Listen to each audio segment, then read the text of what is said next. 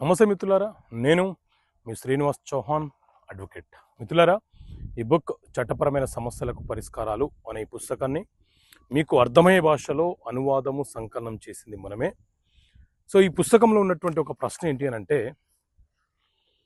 జీవిత భాగస్వామి కాపురానికి రాకుండా దూరంగా ఉంటే చట్ట ప్రకారంగా మనం ఏమి చేయవచ్చు?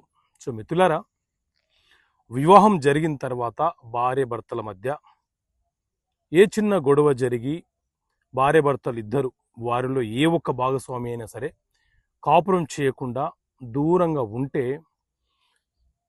మన దేశంలో హిందూ వివాహ చట్టం 1955 అమలు ఉన్నది. ఇందులోని సెక్షన్ 9 ప్రకారంగా వివాహ పునరుద్ధరణ హక్కులను ఉపయోగించుకునే హక్కు ప్రతి భాగస్వామికి ఉంటుంది. అయితే దీన్ని ఆర్సిఆర్ రెస్టిట్యూషన్ ఆఫ్ కాంజుగల్ రైట్స్ అని పిలుస్తుంటాము. బలమైన కారణం లేకుండా ఏ చిన్న కారణంతోనైనా సరే భాగస్వామి కాపురానికి రాకుండా దూరంగా వెళ్ళిపోతే మొదటగా మరొక భాగస్వామి ఎవరైతే తన భార్యని కాపురానికి రమ్మని పిలవాలనుకుంటున్నారో అతను, లేకపోతే భర్త దూరంగా వెళ్ళిపోతే భార్య అయినా సరే, వారిద్దరిలో ఎవరైనా సరే లీగల్గా ఒక అడ్వకేట్ ద్వారా ముందుగా ఆర్సిఆర్ కింద ఒక లీగల్ నోటీస్ను పంపించి కాపురానికి రమ్మని పిలవచ్చు.